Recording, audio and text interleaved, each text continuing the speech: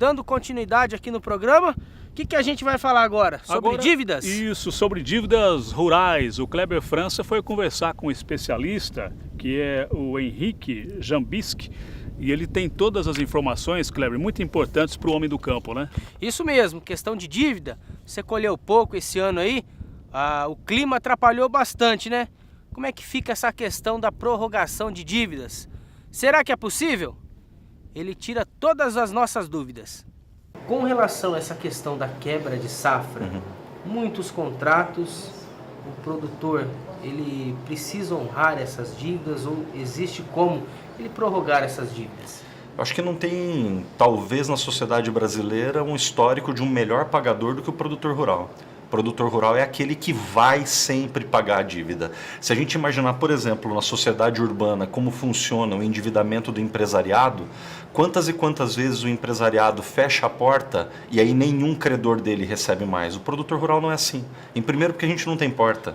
Em segundo lugar, porque a gente planta em cima do nosso negócio. O produtor tem todos esses contratos dele de financiamento de custeio, de financiamento de investimento, de crédito de comercialização e de industrialização lastreados na própria fazenda. Então não pagar não é uma opção. Se o produtor não paga o contrato dele, ele acaba sendo executado e ele perde a terra que ele deu em hipoteca. Agora, o que a gente tem que entender é que vender a garantia para pagar um contrato que o produtor se endividou para trabalhar é a pior coisa que o produtor pode fazer. Ele tem o direito na lei de crédito rural, sempre que ele tem um insucesso na atividade, lembrando que o agronegócio é um ciclo, o produtor se endivida, por o endividamento ele trabalhar, do trabalho ele colhe, da produção ele vende e paga o endividamento. Mas é um ciclo, Kleber, que é feito a céu aberto, o produtor está sujeito a uma quebra de safra. E quando quebra a safra, o que o produtor faz? Então ele perde a fazenda? Não, não pode. É por isso que tem uma lei dizendo o seguinte, que se o produtor rural sofre ou com uma quebra de safra ou com um problema de mercado, que às vezes o problema pode não ser a quantidade de produto que você colhe, às vezes o problema está no mercado, como quantas e quantas vezes está no preço do leite ou no preço da mandioca, em que a matemática não fecha. O preço de venda do produto não paga o custo de produção. Então são duas quebras possíveis, a física e a financeira. A lei fala que quando o produtor tem a perda da capacidade de pagamento por conta dessa quebra física ou da quebra financeira, ele não precisa simplesmente pagar o contrato como estava previsto originariamente. Ele para o contrato, solicita uma análise da sua nova capacidade de pagamento e faz outro cronograma de reembolso. Em outras palavras, para falar direto com o homem do campo, prorroga.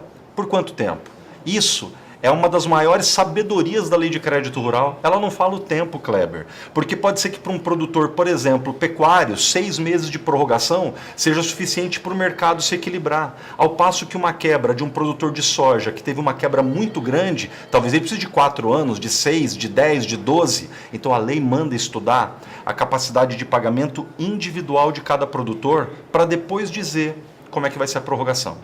Com relação ao arrendatário e também ao pecuarista, existe a possibilidade de prorrogação?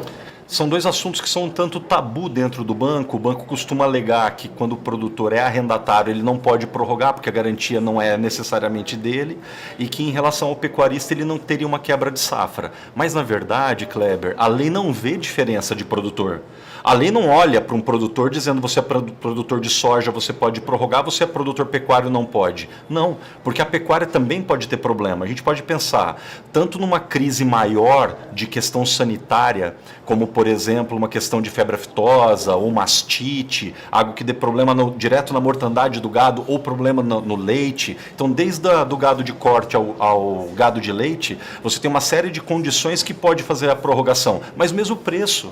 Quantas vezes o preço abaixa tanto, como agora que o governo está falando, em diminuição da alíquota para importação de leite em pó, isso tudo impacta no mercado. E quando impacta no mercado, o preço às vezes fica tão baixo que não vale a pena nem você vender o animal, porque você não vai cobrir seus custos de despesa. Então a verdade é que também o pecuarista pode solicitar uma prorrogação. Já em relação ao arrendatário, para a lei, produtor rural é produtor rural.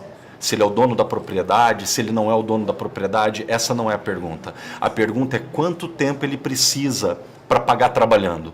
É justo que o banco exija do arrendatário, no mínimo, a renovação das garantias originais do contrato. Então ele vai ter que provar que ele tem terra para plantar, e dar em garantia aquele produto que ele ainda vai cultivar e colher.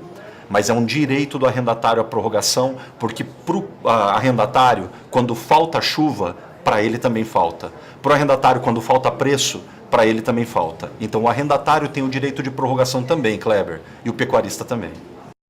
Importantes recomendações aí do advogado especialista em direito relacionado ao agronegócio, Dr. Henrique Jambinski, falando dessa questão da prorrogação de dívidas, Amaro. E para quem está em casa e tiver alguma dúvida sobre qualquer tema, ele fala. É só mandar uma mensagem aí para esse número que aparece no seu monitor, cai direto para o meu telefone e eu já repasso para o Dr. Henrique, a gente vai lá e faz as perguntas para ele. Isso, é interessante, né? A gente quer passar informação para você, amigo produtor rural, principalmente você que tem alguma dúvida e que acompanha aqui o AgroBand sempre.